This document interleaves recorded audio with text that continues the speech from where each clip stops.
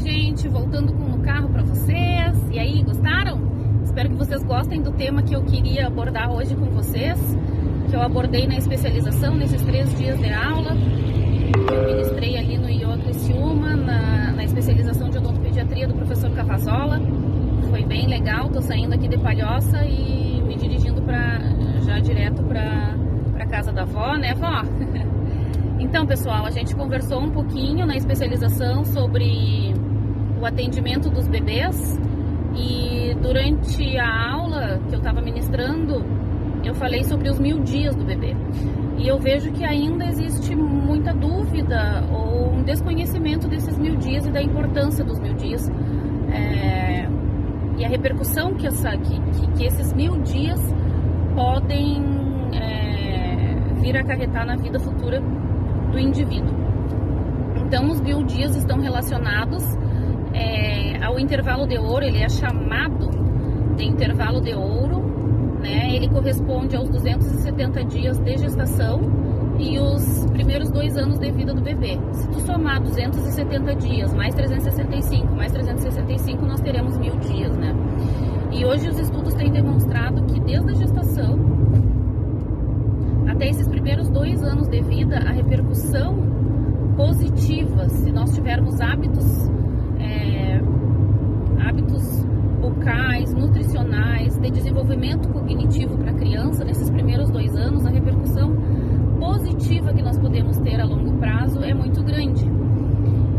Então, pessoal, existe uma grande importância de nós incentivarmos não só as mães, mas os dentistas a fazerem o pré-natal odontológico. Sobre o pré-natal odontológico eu já tenho falado bastante aqui, né? Tem muito a ver com prevenção. Então eu sempre falo para os alunos como abordar o pré-natal odontológico. Geralmente eu falo que é importante que nós façamos no mínimo 3 consultas, né? Uma a cada trimestre de gestação. No primeiro trimestre, se essa mãe, né, essa futura mãe, não precisar fazer um tratamento curativo com o dentista, as orientações que devem ser passadas são relacionadas à cavidade bucal dela, certo? No segundo trimestre eu já foco mais nas orientações relacionadas às papilas gustativas do bebê, que estão sendo formadas no 4º mês de vida, na 16ª semana de gestação. Então o bebê nasceu e nós teremos 2 anos aí para estimular o desenvolvimento cognitivo dessa criança, o desenvolvimento psicológico. Se ela tiver uma boa alimentação, uma boa amamentação, carinho, uma demanda, né, positiva dessa mãe, uma dedicação positiva dessa mãe, então as questões psicológicas estarão muito bem encaminhadas. E as questões nutricionais, né, pessoal? Eu tenho conversado bastante com vocês em aula, tento deixar bastante conteúdo aqui sobre a nutrição, né? A nutrição para mim é tudo, né? Tudo vem do que a gente ingere, que a gente coloca na boca para nos nutrir, certo? Então, a recomendação é que nesses primeiros 2 anos, nutricionalmente falando, é que essa criança não utilize o açúcar, né? E que existe uma repercussão da alimentação da mãe, passando o gostinho pelo líquido amniótico, e essa criança pode desenvolver, então, gostos paladares pelos alimentos que essa mãe está ingerindo nessa época, né, de gestação. E no 3º trimestre, em geral, eu oriento os alunos, e também faço isso, né, quando eu faço pré-natal odontológico. No 3º trimestre eu abordo mais os assuntos relacionados à cavidade bucal do bebê, porque elas já estão mais preparadas e abertas para não esquecer também sobre os assuntos relacionados à cavidade bucal do bebê, certo?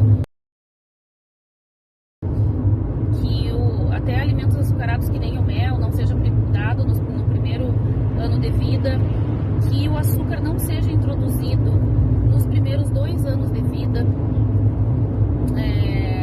para que essa criança, que esse adulto, né, não desenvolva diabetes. Nós sabemos que os fatores de risco, né, são